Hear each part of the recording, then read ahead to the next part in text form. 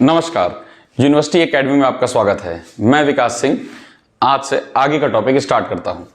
देखिए, DC machine में हम लोगों ने लास्ट टॉपिक में क्या पढ़ा था? लास्ट टॉपिक में बस ये पढ़ा था कि डीसी मशीन, अभी तक जो हम लोग बातें चर्चा कर चुके हैं, एक बार उसको थोड़ा सा रिव्यू कर लेते हैं। सबसे पहली चीज को डीसी मशीन का प्रिंसिपल क्या है, किस पे काम करता है, फ्लेमिंग के राइट हैंड रूल पे करता है। कंस्ट्रक्शन क्या है, कंस्ट्रक्शन के कितने पार्ट हैं उसके, ठीक है। आर्मेचर रिएक्शन क्या है, आर्मेचर में कितने टाइप की वाइंडिंग होती है, ठीक है, ये सब चीजें हैं। और उसके अलावा आपका ईएमएफ इक्वेशन और उसका डेरिवेशन, ठीक है। इतनी बातें चर्चा हो चुकी हैं, सारी चीजें एग्जाम के पॉइंट ऑफ व्यू से इंपॉर्टेंट है। Exam as well as your future perspective exam like SSC, railway, JE, UPPCL, कोई भी पेपर जो भी आप टेक्निकल फील्ड में देते हैं, गेट, ये सब जगह, हर जगह ये यूज होता है।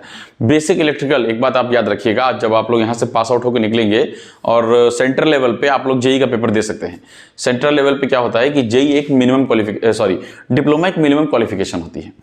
तो डिप्लोमा के लिए अगर आप उससे अपर क्वालिफाइड हैं, यानी बीटेक हैं, एमटेक हैं, तो आपको आराम से डिप्लोमा पेपर देने को मिल सकता है जेई का, एसएससी जेई वगैरह का। और उसमें बहुत इंपॉर्टेंट होता है, ये बहुत अच्छी जॉब होती है। इंक्लूडिंग यूपीपीसीएल में एई की वैकेंसी आती है, यूपीएससी में एई की वैकेंसी आती है, ईएस में आती है। तो इन सब के लिए ये जो बेसिक कॉन्सेप्ट है बेसिक इलेक्ट्रिकल के, ये आपके स्ट्रांग होने चाहिए, तैयार होने चाहिए। जेई का मैं स्पेशली इसलिए नाम ले रहा हूँ क्योंकि जेई का लगभग पेपर इसी से बनता है, बेसिक इलेक्ट्रिकल से। तो आपका अगर बेसिक इलेक्ट्रिकल कमांड है, थोड़ा बहुत आप मशीन जानते हैं, और जितनी मशीन की रिक्वायरमेंट है वो मैं आपको इसमें पढ़ाता जाऊँगा, आप उसके लिए परेशान मत होइए, ठीक है।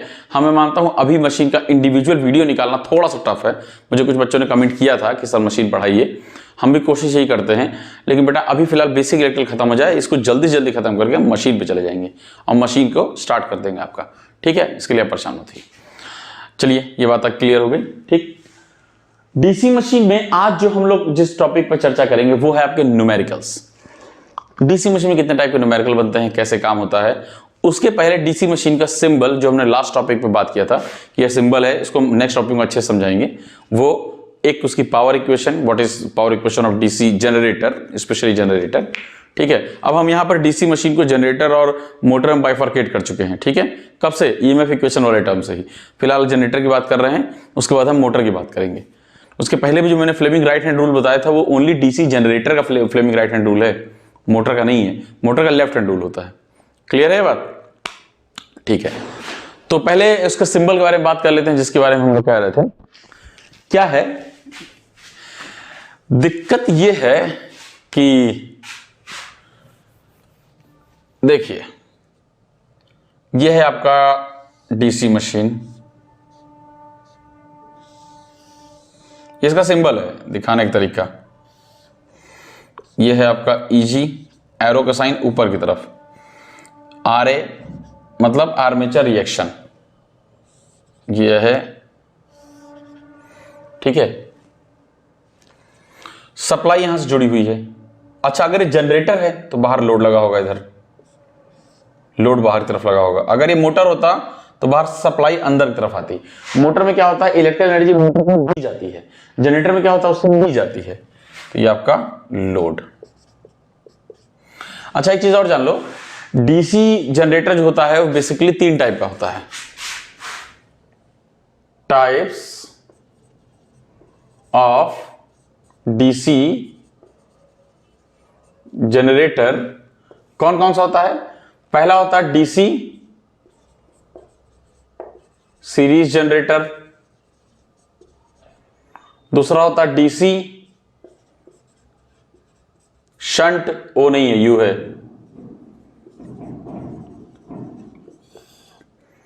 और तीसरा होता है डीसी कंपाउंड जनरेटर। ये कॉमन लगाने का मतलब ऊपर वाली चीज को नीचे कॉमन का मतलब डीसी कंपाउंड जनरेटर, ठीक है। तुम कॉमन मत लगाना, तुम पूरा नाम लिखना भैया पेपर में। कंपाउंड मतलब होता है शंट और सीरीज, जिसमें दोनों होते हैं, ठीक है। DC series, DC shunt, DC compound, ठीक। उसमें क्या होता है? उसमें कुछ नहीं होता है।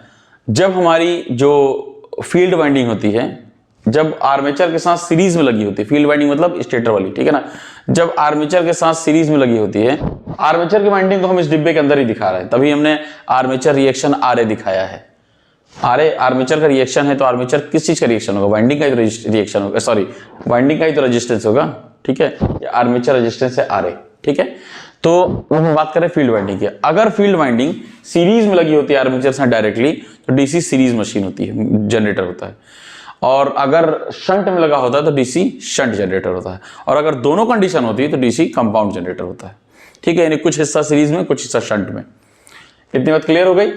एक चीज याद रखना, जो हम ये टाइप बता रहे हैं, ये टाइप तुम्हारे डीसी जनरेटर के साथ साथ डीसी मोटर के भी हैं। यानी ये टाइप किसके हैं? डीसी मशीन के टाइप हैं, शंट सीरीज कंपाउंड। मोटर के लिए भी, जनरेटर के लिए भी इक्वली ट्रू है। ठीक है, तो यहां पर ईजी क्या है तुम्हारा? Generated EMF. आरए क्या है तुम्हारा? रेजिस्टेंस ऑफ क्या? आर्मेचर।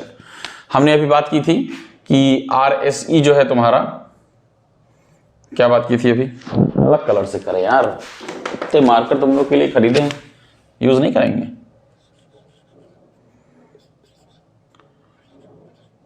आरएससी यानी सीरीज रेजिस्टेंस किसका?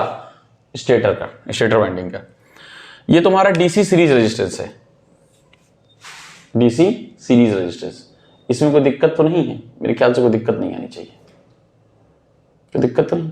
ठीक, चलो अब देखो इधर, अगर डीसी जनरेटर है तो मतलब है इसके अंदर से इलेक्ट्रिकल एनर्जी निकलेगी, ना कि इसको मिलेगी। इसके अंदर से निकलेगी, यानी करंट निकल रहा है आई, क्योंकि करंट आर्मेचर से निकल रहा है इसलिए आई ए कहते हैं इसको। आर्मेचर से निकलने वाली करंट को आई ए कहते हैं, आरएसई से गुजरने वाली करंट को आईएसई कहते हैं, और लोड में जाने वाली करंट को आईएल कहते हैं। क्या बोला हमने?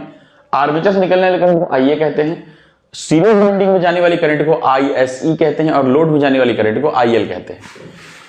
यहां पर क्या है? आईए ही आरएसई से भी निकल रहा है और यही लोड में भी जा रहा है, सेम करंट लोड में भी जा रहा है।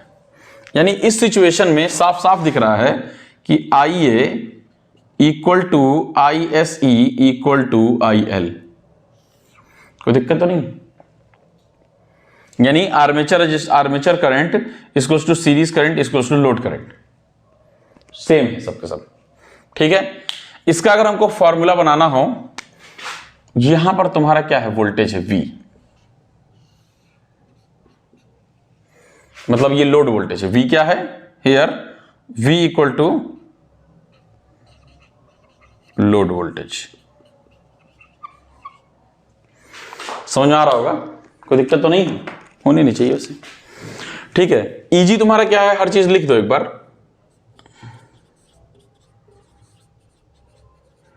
Generating EMF. आरए क्या है? Armature resistance. ठीक है, आरएसई क्या है? Series resistance.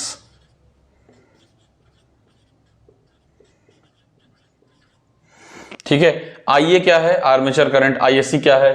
Series current. IL क्या है? Load current. यहां पर आईए ही आरएससी से होकर गुजर रहा है, वही आई लोड में भी जा रहा है, इसलिए तीनों तीनों आपस में बराबर है, सेम चीज है। ठीक है, बराबर होने का मतलब सेम चीज है। इसका फॉर्मूला क्या बनेगा? इसका इक्वेशन क्या बनेगा? देखो, इसको डायग्राम को तुम ऐसे देखो, ये कुछ ऐसे बना हुआ है, आरएससी, आरए, ईजी, और यहां पर वोल्टेज लगा है V। तो अब बताओ, और इसमें से करंट निकल रही है IA, ये ऐसे। तो अगर हमको डीसी सर्किट सबने पढ़ रखा है तो कैसे इसको सॉल्व करेंगे? EG minus IA RA minus IA RSE minus V equal to 0। यानी क्या हो जाएगा? EG minus IA RA plus RSE equal to V, ये फॉर्मूला बनेगा। कोई डाउट? ये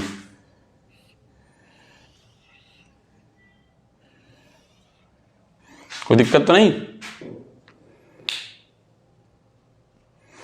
EG minus IA RA plus RSE equal to V voltage.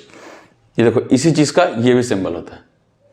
ठीक है, अब हम शंट का बता देते हैं। मेन डीसी सीरीज और शंट का ही याद रखना होता है, ठीक है। कंपाउंड में दोनों चीजें आ जाती हैं। शंट का देख लो क्या होगा, यहां तक हो गया, एक बार देख लो, फोटो वोटो ले सकते हो, स्क्रीनशॉट वगैरह। चलो ठीक है, काफी है। अरे यार क्यों मिटा दिया यार, इसे ही तो रहने देना चाहिए था। इसमें क्या होता है, जो शंट वाला होता है तुम्हारा, इसमें क्या होता है, वाइंडिंग पैरेलल होती है आर्मेचर के साथ। यानी ये तो तुम्हारा ऐसे ही रहेगा, एक winding RSH shunt resistance.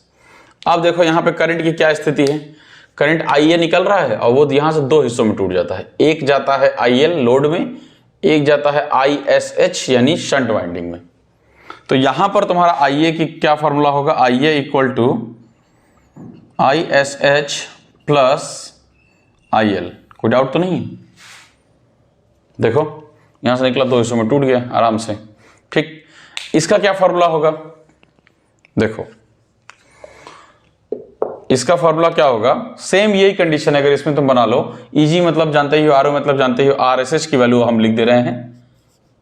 RSH क्या है, शंट फील्ड रेजिस्टेंस। ये तुम्हारा RSH है, शंट फील्ड रेजिस्टेंस, ये बस याद रखना। RSH है शंट फील्ड रेजिस्टेंस, देख रहे हैं ना, ठीक। अब क्या करना है इसमें, अब इसके हिसाब से फॉर्मूला लगाओ। इसी डायग्राम में तुम समझ लो, ये एक मैंने RSH और जोड़ दिया है,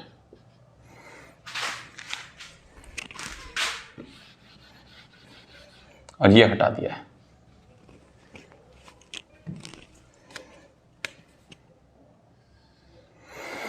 आप लोग को ये बात तो अच्छी तरह से पता होगी ना कि पैरेलल में वोल्टेज सेम होता है, this equal to this, this equal to also this.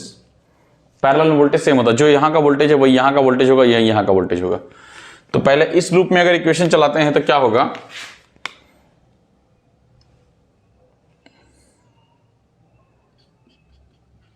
EG minus IARA equal to V। एक तो ये फॉर्मूला बनेगा, EG minus IARA equal to V। और एक हमने आपसे क्या कहा था,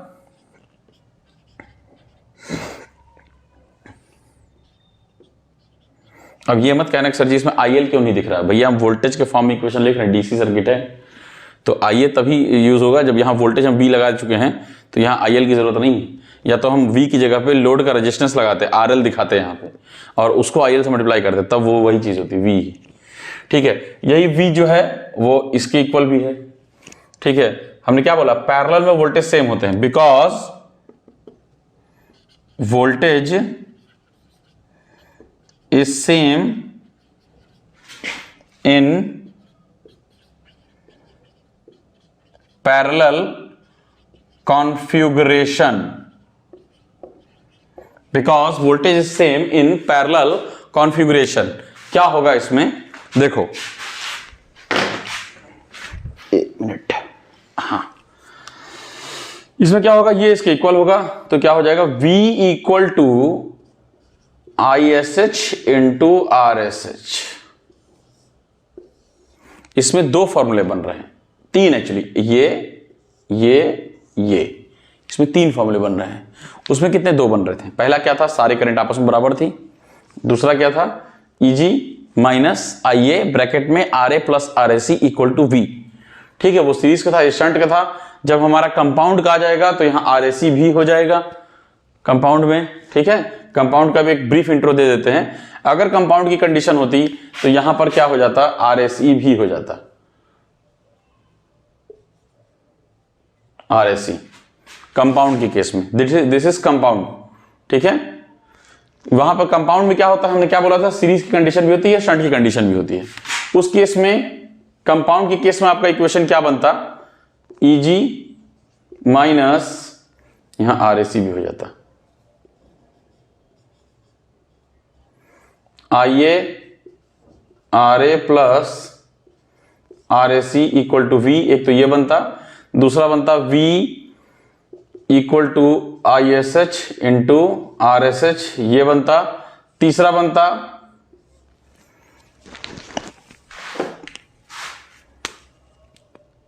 आई ए इक्वल टू आर्मेचर का जो करंट है वही वो करंट है जो सीरीज रेजिस्टेंस से भी निकल रहा है।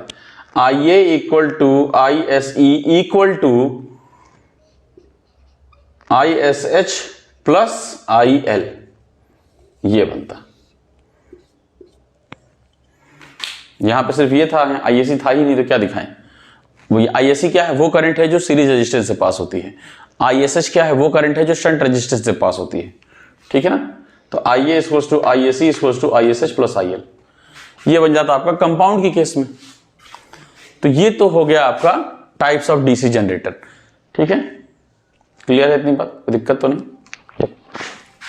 चल अब हम लोग कुछ न्यूमेरिकल कर लेते हैं इसके ऊपर, कुछ न्यूमेरिकल कर लेंगे, हाथ साफ हो जाएगा, फिर ये पक्का हो जाएगा। मकान बन चुका है, सब कुछ ठीक है, रोज सुबह पानी डालना, पानी डालोगे तो क्या होगा, मजबूत होगा, मजबूत होगा फिर धूप आएगी, टकाटक मकान बन जाएगा, फिर कोई दिक्कत नहीं है। ठीक है ना, मकान हमने बना के दे दिया, पानी डालना तुम्हारा काम है, ये हम नहीं करेंगे, ये तुम्हें ही करना पड़ेगा। चलो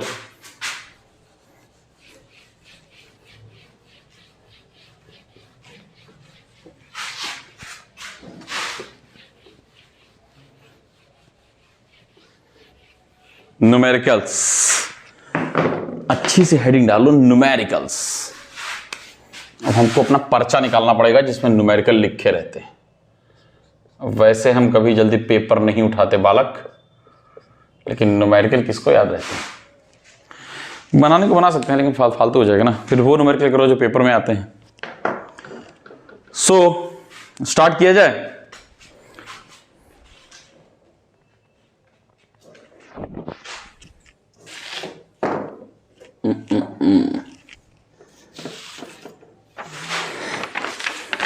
देखो भाई,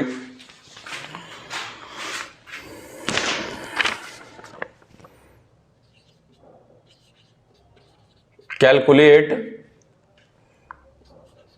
द ईएमएफ। न्यूमेरिकल को स्किप मत करना, हम कई टर्म इसमें बोलते भी जाएंगे बीच बीच में। Generated by 4 pole wave wound, सुनाई दे रहा है? Calculate the EMF generator by 4 pole wave wound generator having 65 slots with 12 conductors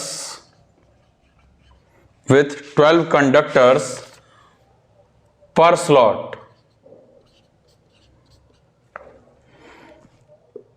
when driven at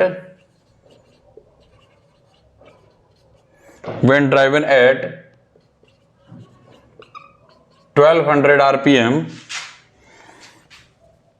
and the flux per pole is 0.02 Weber. The flux per pole is 0.02 Weber. ये है तुम्हारा question. Question में क्या लिखा है, ये हमको generated EMF बताना है, यानी ईजी बताना है, जिसमें कि ऐसा मशीन है जिसमें 4 पोल हैं। यानी क्या दे दिया गया है इसमें तुमको, 4 पोल है। 4 पोल का क्या मतलब है, क्या दिया गया है इसके अंदर, P की वैल्यू दे दी गई है 4। ठीक है, वेव वाउंड है। वेव वाउंड के केस में क्या बताया था, नंबर ऑफ पैरेलल पाथ कितना हो जाता है, 2, अभी बताया था, मतलब लास्ट लेक्चर में बताया था।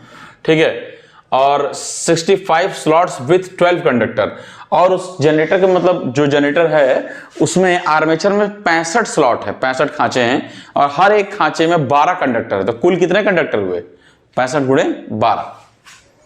तो Z इक्वल टू होगा 65 इंटू 12।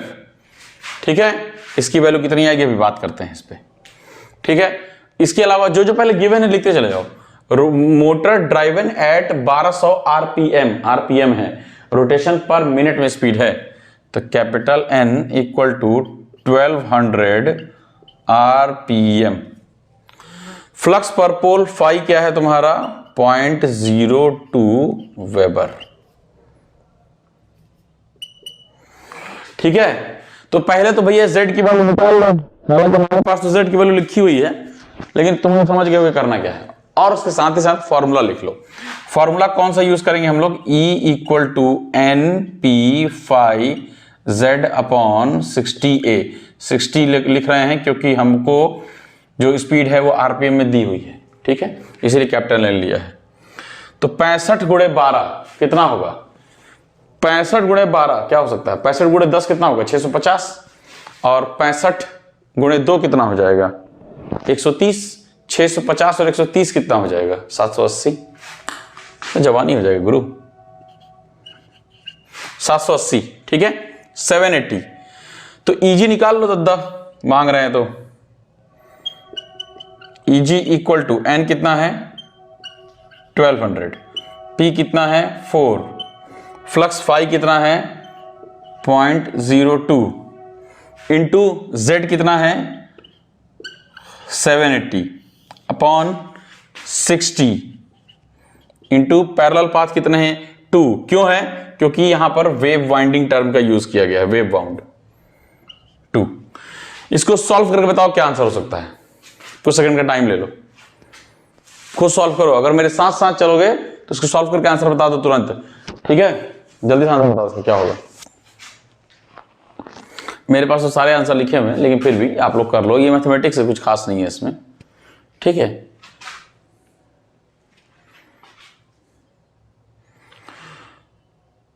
तो जो मेरे पास आंसर है वो मैं लिख दे रहा हूं, वो सही है कि नहीं है वो कैलकुलेट करके तुम लोग इसको देख लेना, क्योंकि कैलकुलेटर भी मेरे पास है नहीं, ठीक है।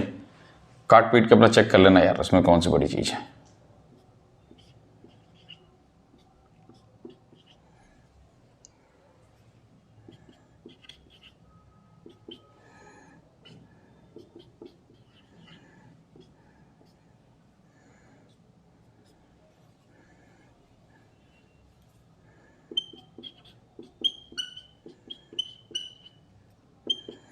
सेवेंटी 78 इंटू 8 लॉक कर ही लेते हैं, गुणा 8 8 जा 64, 6 7 8 जा 56, 56 और 6 कितना हो जाएगा? 56 एंड 6 62 ही होगा ना पक्का। तो आंसर आ जाएगा 624 वोल्ट। चेक कर लेना एक बार, ठीक है कि नहीं। 624 वोल्ट।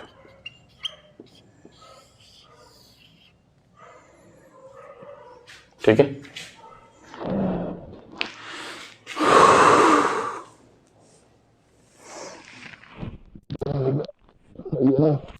करा लेना एक बार, हो सकता है इसका कैलकुलेशन एरर हो जाए, बट करना है सही है, ठीक है। एक न्यूमेरिकल आपका सॉल्व हो गया, ये सिंपल वे में न्यूमेरिकल था, ठीक है। अब हम लोग नेक्स्ट न्यूमेरिकल में चलते हैं। देखिए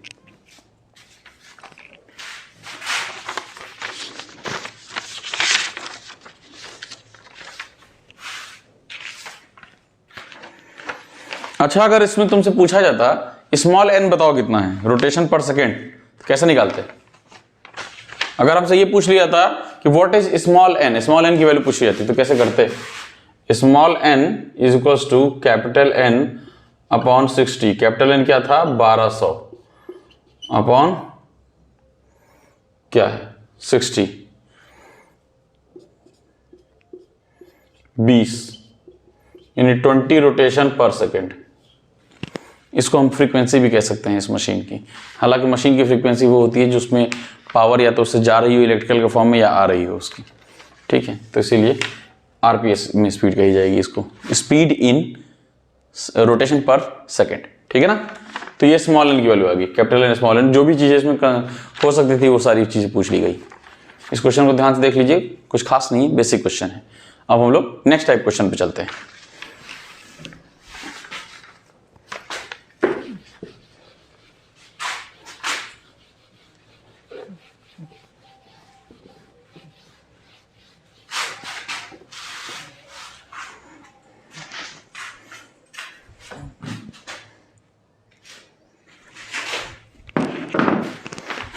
क्वेश्चन लिखिए,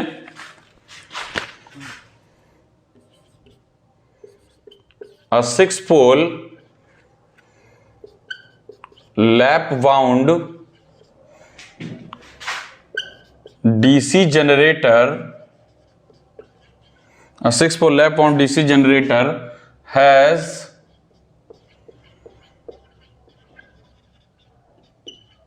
600 conductors on its armature.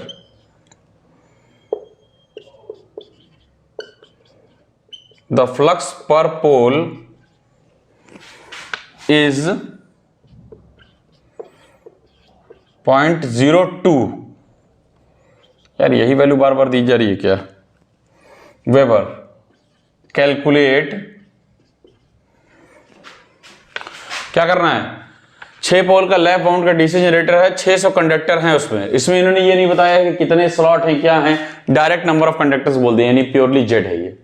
पिछले क्वेश्चन में क्या बताया था? 12 स्लॉट हैं, हर एक स्लॉट में 65 कंडक्टर हैं, तो कितने हुए? तो हम लोग को मल्टीप्लाई करना पड़ा था। यहाँ डायरेक्टली कह दिया 600 कंडक्टर्स, दैट्स इट। ठीक है ना? तो पॉइंट 1 होगा द स्पीड निकालना है eight which the speed at which generator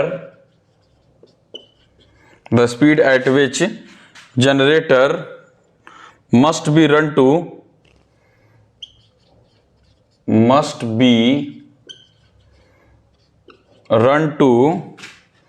generate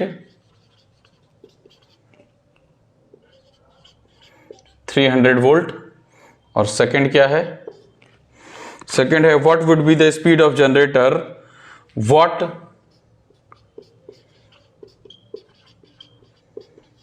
would be the speed of generator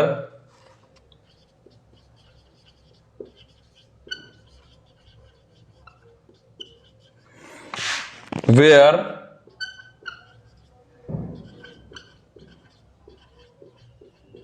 wave bound.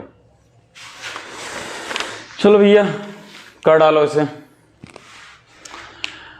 6 पोल का लैप, सबसे पहले चीज जो हम लोग हमेशा से करते आ रहे हैं न्यूमेरिकल में कि हम लोग क्या करेंगे, पहले गिवन डेटा लिख लेंगे जितना भी है, ठीक है, उसके बाद देखा जाएगा क्या करना है। नंबर ऑफ पोल कितने हैं? 6 है। लैप बाउंड है, यानी ए किसके बराबर है? पी के बराबर है। LAP कैपिटल में याद रखिएगा, ए और पी है, ठीक है। हालांकि कैपिटल में लिखा नहीं आता, याद करने के लिए मैं हमेशा कैपिटल में लिखता हूं, ठीक है। तो AP है दोनों से, यानी AP के बराबर है, ठीक है। डीसी जनरेटर है 600 कंडक्टर्स, जेड की वैल्यू दे दी गई है 600 ऑन इट्स आर्मेचर। हाँ ठीक है, कंडक्टर आर्मेचर में तो होंगे, वहीं की तो वाइंडिंग होती है। जो कंडक्टर्स होते हैं आर्मेचर के ही वाइंडिंग के होते हैं conductor. The flux per pole is 0.02 weber. जहां यूनिट हो सकती है वहां यूनिट लिखते जाना। Calculate the speed at which generator must be run to generate 300 volt, यानी हमको स्पीड बतानी है जब वो 300 वोल्ट पे काम कर रहा हो। यानी हमको स्पीड कब बतानी है? जब EG 300 वोल्ट पे हो, बाकी ये सारी कंडीशन ट्रू हो। तो बता देते हैं स्पीड भैया क्या करना है। पहले लगाओ formula, EG equal to NP/Z upon 60A, ये फॉर्मूला है, इसी को यूज करना है हमको। हमको स्पीड निकालनी है, तो सबसे पहले फॉर्मूले को स्पीड के टर्म में लिख लो। N क्या हो जाएगा? ये से मल्टीप्लाई हो जाएगा, ये से नीचे आ जाएगा, EG into 60A upon P/Z, ठीक है। EG की वैल्यू क्या बोल रहे हैं इसमें? 300 रख दो। 60 नंबर ऑफ पैरेलल पाथ, एक किसके बराबर है? P के बराबर। P कितना है? 6। P नीचे क्या है? 6। इसकी जब हम लोग को लैप वाइंडिंग होती है तो A और P वैसे ही कट जाएंगे। 5.02 Z 600। कर लो भैया सॉल्व। 300 को काटा 600 से, हम तो ऐसे ही मैकेनिकली कर रहे हैं। 2 6 को काटा 60 से 10, ये पॉइंट हटाया, आगे 100 से मल्टीप्लाई हो गया।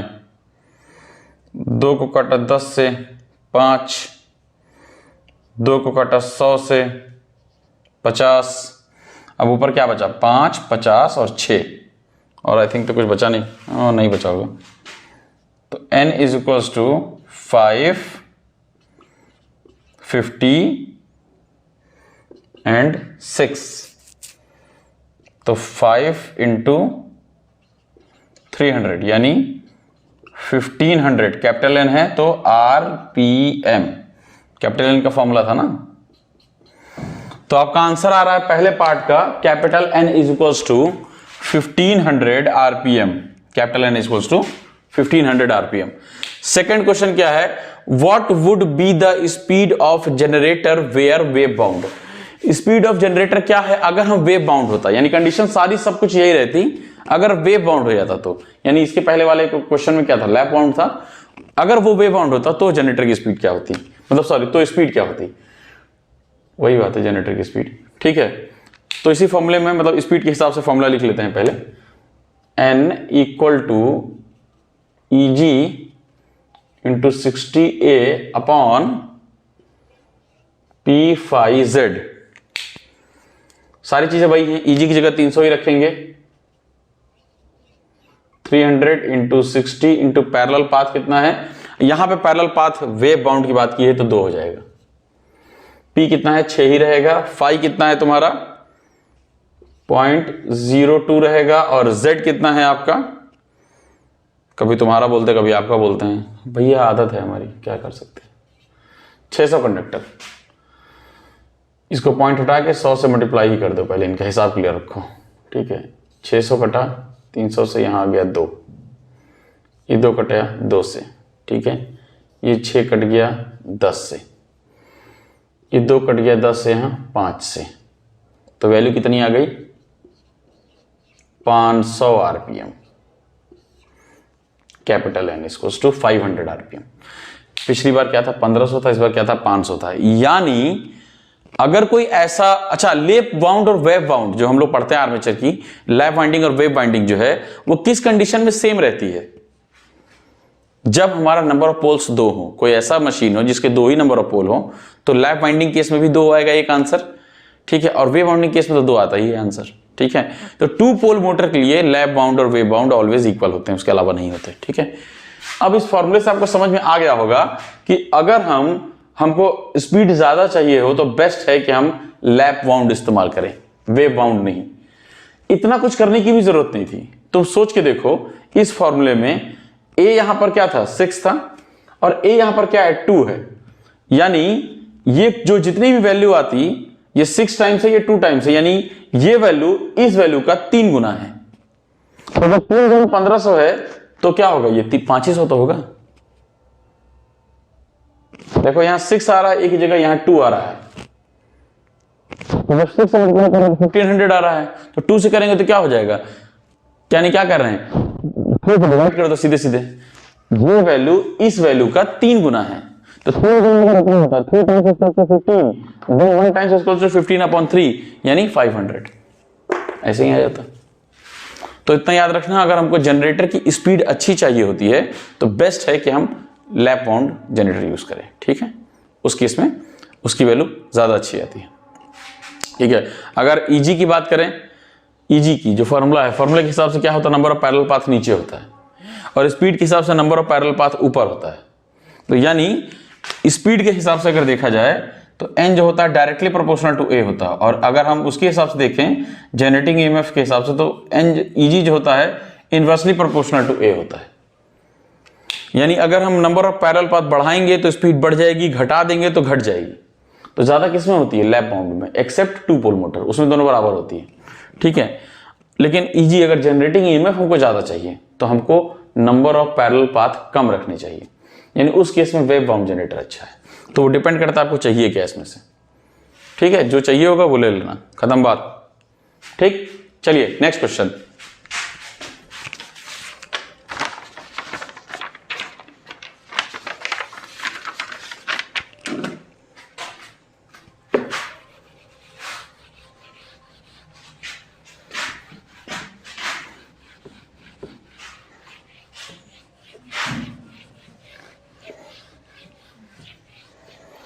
मेरे सारे आंसर्स को एक बार चेक कर लेना, ठीक है, क्योंकि कैलकुलेशन एरर एक्सेप्टेड है, हो सकता है गड़बड़ हो जाए, बाकी मेथड एकदम सही है, ठीक है।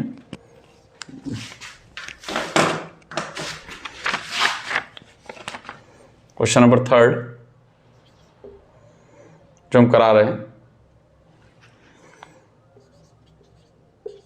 एन 8 पोल, एक्चुअली मैं आप लोगों को प्रैक्टिस नहीं करा रहा हूं, मैं आपको टाइप्स जितने पॉसिबल हो सकते हैं बता दे रहा हूं, उससे बाहर पेपर में नहीं आएगा। अगर कोई प्रॉब्लम हो तो आप हमसे पूछ सकते हैं। आर्मेचर, अच्छा हमारा एक टेलीग्राम चैनल भी है जो कि इसका लिंक आपको डिस्क्रिप्शन बॉक्स में मिल जाएगा, तो उससे आप जुड़ जाइए। आपको कोई क्वेश्चन पूछना हो, कोई क्वेरी हो तो आप उससे पूछ सकते हैं। आपके नोट्स वगैरह जो भी चीज़ें होंगी वो आपको उसे प्रोवाइड कर दी जाएंगी, ठीक है। अपकमिंग वीडियो की नोटिफिकेशन वगैरह, नोट्स वगैरह सब उसमें मिल जाएगा, तो इस चीज़ का ध्यान रखिएगा, ठीक है।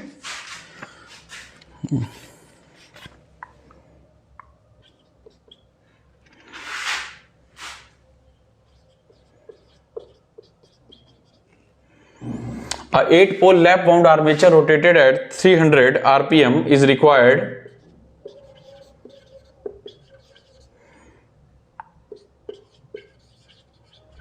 to generate 260 volt. यहां तो ईजी पहले ही बता दिया गया है। The useful flux per pole is 0.05 Weber if the armature has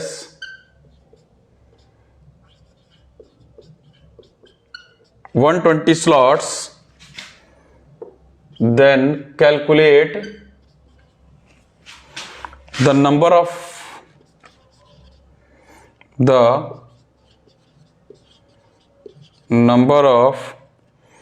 conductors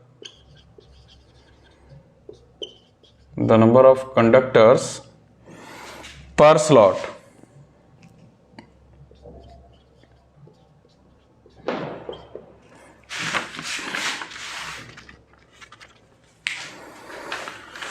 क्या करना भैया देख लो, इजी। पहले तो फॉर्मूला लिख लो,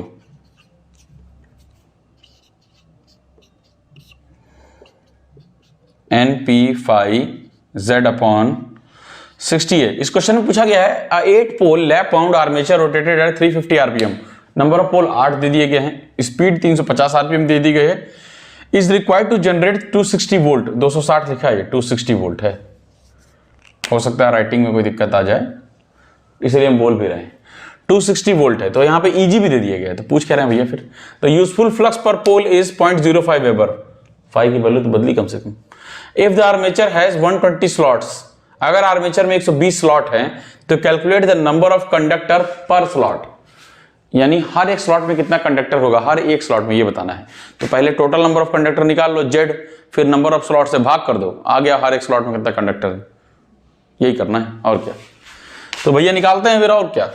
तो Z के टर्म में इसको लिख लो पहले, जैसे हम लोग पिछले बार N के टर्म में लिखे थे, तो क्या होगा, ये से मल्टीप्लाई हो जाएगा, इधर आ जाएगा। Z equal to EG 60A upon NP/।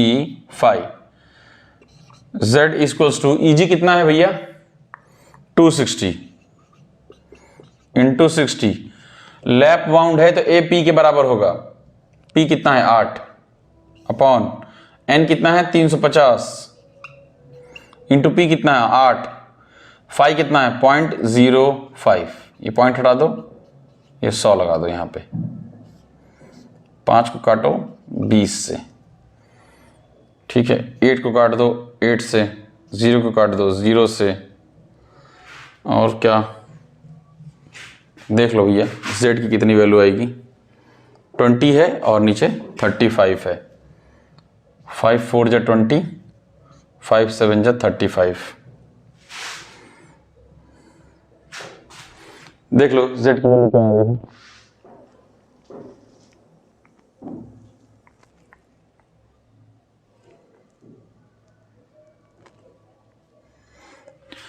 हमारे पास जो सॉल्यूशन है उसमें Z की वैल्यू आ रही है 890। ठीक है, इसको सॉल्व करके देख लेना सही है कि नहीं सही है। Z की वैल्यू आ रही है 890 कंडक्टर्स। हो सकता है इतने होल नंबर में ना आए, कुछ ना कुछ आए values. Total number of conductor यहां कितने हो गए? टोटल नंबर ऑफ कंडक्टर्स कितने हो गए? 890। ठीक है, अब हम बता रहे हैं number of conductor per slot निकालना है। तो क्या होगा आपका? अरे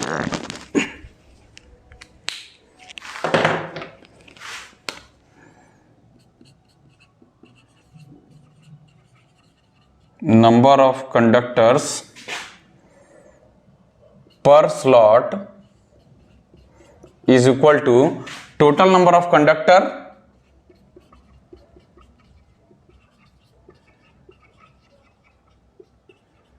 upon slot। Total number of conductor कितना है? Z यानी कितना है? 890।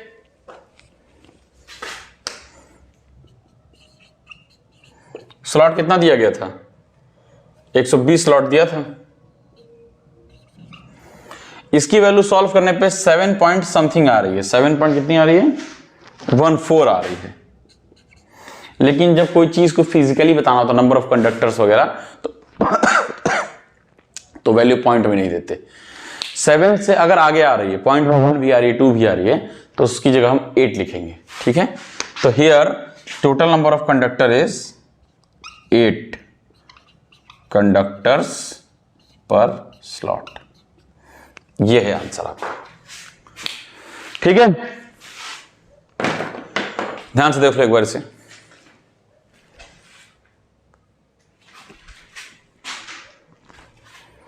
ठीक है, चलिए कुछ जो न्यूमेरिकल आपके पेपर में अक्सर आते हैं, जितने टाइप पॉसिबल थे, ठीक है, वही क्वेश्चन आप यहां करा दिए गए हैं। बाकी आप प्रैक्टिस करते रहिए और हमारा जो एक ग्रुप है टेलीग्राम का, उससे जुड़ जाइए। तो आपको कोई क्वेश्चन पूछना हो, कुछ भी हो, तो आप उसमें क्वेश्चन अराइज कर सकते हैं, उसका क्वेश्चन का आंसर भी दिया जाएगा। कमेंट आप करते रहिए, देखते रहिए इसको। ठीक है, बाकी कोई दिक्कत हो तो हम हैं, परेशान मत हो, सिलेबस पहले पूरा हो जाएगा। ठीक है, इस लेक्चर को ध्यान से सुनने के लिए बहुत बहुत धन्यवाद। नमस्कार।